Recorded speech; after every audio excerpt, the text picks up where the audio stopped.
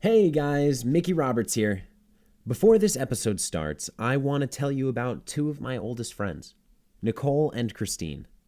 We grew up together. We used to play silly games in the backyard, and they're actually the ones who taught me all the lyrics to Bohemian Rhapsody by Queen. And their family is amazing. The most incredible mom in the world, next to mine, of course, and the most inspiring dad. His name was David Bloom, and in 2003, he died from a pulmonary embolism, better known as a blood clot caused by deep vein thrombosis, or DVT. I remember the funeral like it was yesterday, and I remember knowing somehow that my two friends weren't going to be the same anymore. Today, years later, Christine and Nicole and their mom are deeply committed to spreading the word about the dangers of DVT, which afflicts nearly 1 million people annually and is responsible for over 300,000 deaths every year.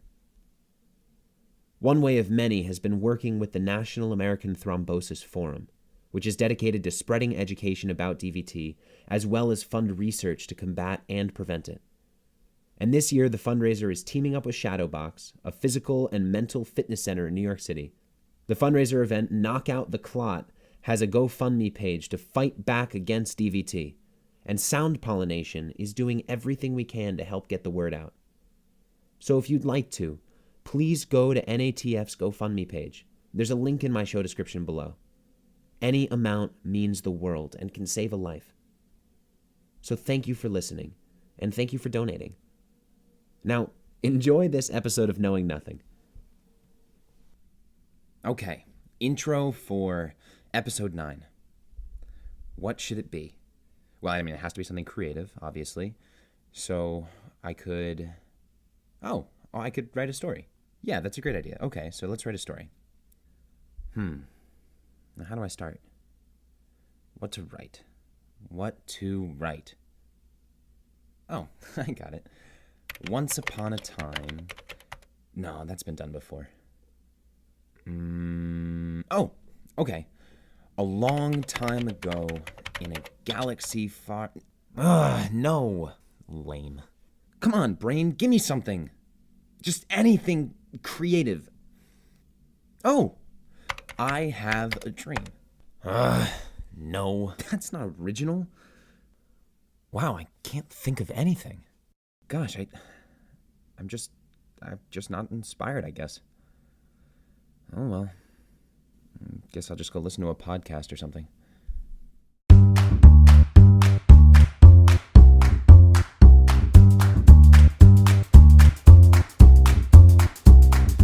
Hey there, people! I hope your week has been splendid. Welcome back to this week's episode, Episode 9 of Knowing Nothing, the show made by the curious for the curious. Dang, 9 episodes already. Where's the time going? Anyway, I'm your host, Mickey Roberts, and today I want to talk about creativity. I feel like people view creativity as some sort of special gift only a certain number of people possess. As though creativity is either written into our genetic codes or it's not. But I don't think that's true, and neither does the science. So what I really want to do with this episode is two things. First, I want to break down the barriers of what falls into the box of being creative and what doesn't. It seems that too many people around me tend to think that creativity has this artsy connotation.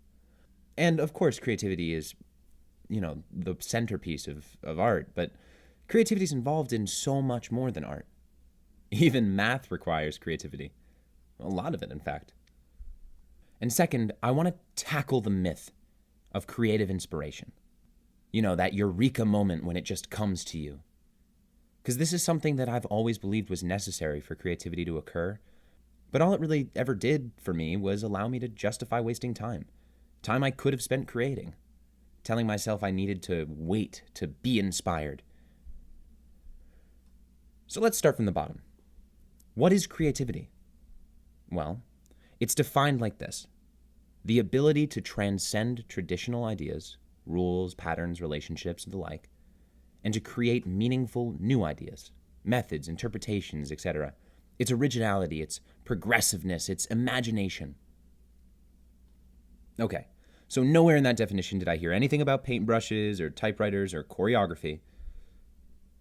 And that's because creativity doesn't belong only to the category of the arts. I mean, what are the arts anyway, other than just a word that we gave to the more popular forms of self-expression? But what about engineers who build roller coasters, or salmon fishermen who wade in the rivers trying to think like a fish, or scientists whose experiments completely disprove their hypotheses and then send them back to square one, or a hockey player on a breakaway who needs to decide how to fake out a goalie in a matter of seconds? All of these things require that very important ability that is creativity. To me, creativity is the ability to improvise, to respond to our environments fluidly and resourcefully. It's to solve problems of any kind in any way. It's to make stuff that didn't exist before you made it exist. Basically, if you're creating, you're creative. There's no doubt about it. Now, I'm sure most of you have heard the idea about the left brain, right brain thing. You know, where the left brain is the analytical side and the right brain is the creative side, and that people are typically either left-brained or right-brained. Well, as I researched this episode, I found a bunch of articles essentially saying that that's just simply not true. It's not that it's not true, it's an outdated, very simplistic view of a very complex organ that is the brain. And when it comes to creativity, there's a bunch of neuroscience research suggesting that there are huge areas of the brain all working in conjunction with each other when we're in the middle of the creative process. An American psychologist, Scott Barry Kaufman, writes about this, saying, quote, "The entire creative process, from preparation to incubation to illumination to verification, consists of many interacting cognitive processes, both conscious and unconscious, and emotions. Depending on the stage of the creative process and what you're actually attempting to create, different brain regions are recruited to handle the task. Among a number of specialized parts of the brains, all of which have crazy 5-syllable names, there are a few key networks in the brain which are activated during the creative process. One of them is the executive attention network. According to Kaufman, this is the network recruited when a task requires that spotlight of attention to be focused like a laser beam, something that takes all of your attention. So this could be something like driving through a really heavy rainstorm or trying to put together IKEA furniture. Then there's something called the imagination network, which really makes me think of nothing other than that SpongeBob episode. Imagination. That was a pathetic SpongeBob impression. Imagination. But apparently, the imagination network is a real thing, and it's actually referred to as the default network. And it's involved in, quote, constructing dynamic mental simulations based on personal past experiences, remembering, thinking about the future, and imagining alternative perspectives and scenarios. So when we try to imagine what someone else is thinking about, we use this network. So basically, what I'm trying to say with all of that is that creativity is not the byproduct of some well-developed part of the brain that only some people have. And it's not only used when you're painting. It's a complex process that requires a little bit of help from every part of the brain. And just like everything, it's a muscle that needs to be flexed in order to get stronger. I heard this really cool idea while watching a surprisingly beautiful Carhartt pants ad featuring Jason Momoa, who's an actor who plays Khal Drogo on Game of Thrones as well as Aquaman in the Justice League movie. And he was talking about why he loves rock climbing and what he thinks it can teach people about life. And I think often about what he said. He said that rock climbing taught him the lesson of problem solving through movement. And I bring this up firstly because I'm a huge Jason Momoa fan, and secondly because I think this is a perfect visual for creativity. When you're rock climbing or playing jazz music, or you're navigating a business deal or trying to get through to a friend who's in a bad spot, in life, there's no room to stop or formulate a well-devised plan, because time doesn't stop with us. And just like rock climbing, when we get to a new ledge in life, we need to problem solve through movement. Improvise, try things, make mistakes, put ourselves out there, look at the task at hand from a new angle, ask the wrong questions so we can find the right ones, and then ask those. And most of all, we need to be brave enough to try. Story time. I like to draw a lot. I always have. Ever since I was little, I was doodling on anything I can get my hands on, including my parents' walls. And I have a friend named Dan who is one of the most talented artists I have ever known. He always had this incredible knack of taking regular old paper and somehow making it beautiful. I was always in awe of his creativity, which is totally fine to be in awe. But what isn't fine is that I allowed this admiration, this awe of Dan's talent to get in the way of my confidence about my drawing. And this manifested in me never really taking drawing seriously because I was insecure that if I wasn't even as good as my friend Dan, then why bother? I was afraid that I'd try and then be told that I wasn't good. It really stunted my creativity. And I don't know if Dan ever knew this, but I was always self-conscious about creating art in front of him, which is silly because since we were little, that was something we always did together. And whenever I was over at Dan's house, I would peruse his closet full of sketchbooks and just be enamored by how imaginative and how talented he was. And I remember very well one particular day when Dan asked to look through one of my sketchbooks. And of course I said yes, and he started to flip through the pages. And with every page turn, my stomach just cringed with embarrassment. I found myself apologetically explaining to Dan why my drawing that he was looking at was stupid. Oh, just don't even look at that one, Dan. I don't know why I drew that. It was silly. I was in a hurry. The shading is dumb, blah, blah, blah. And finally, Dan closed the book and looked at me and said, "Mickey, stop apologizing for your art. I could never draw the way that you draw." And that moment changed my whole view about being creative. And from that day on, I've never been self-conscious about my drawings, or my writing, or this podcast, or anything that I do, because no one else can do it like I can, because no one else is me. And this brings me to creative inspiration. I have had times in my life, and I'm sure you have too, and it's even possible you're in one right now, when no matter how badly I want to, how much I think I need to, I just can't get myself to create anything. So I don't. I tell myself, I'm too preoccupied, I'm too busy with work, or I'm too tired. I say I don't feel inspired today. Nothing's coming to me, so therefore nothing will come out of me. Well, those thoughts aren't true. Those thoughts are your fear trying to get the best of you. There's no such thing as divine creative inspiration. And I know that just my saying this to you as a 24-year-old host of a not very well-known podcast probably isn't that convincing. So I'm going to request the help of authors Michelle Cassot and Stuart Kubley by reading you a short excerpt from a book they wrote called Life, Paint, and Passion, Reclaiming the Magic of Spontaneous Expression. And funnily enough, this excerpt was actually shared with me years ago by none other than Dan's mom. Now, it talks about creativity through the lens of painting, but it can be applied to absolutely anything. So before we start, I want you to close your eyes. Unless you're driving, then definitely don't do that. And I want you to think of the creative outlet that you have in your life. From tennis, to writing, to gardening, to macaroni sculptures. And anytime I make a reference to painting, just replace it with your outlet. Here we go. Who doesn't feel the tingle of excitement at the prospect of painting? Or whatever your creative outlet is. To stand before the white void with a rich spectrum of colors and brushes is one of the most exciting experiences.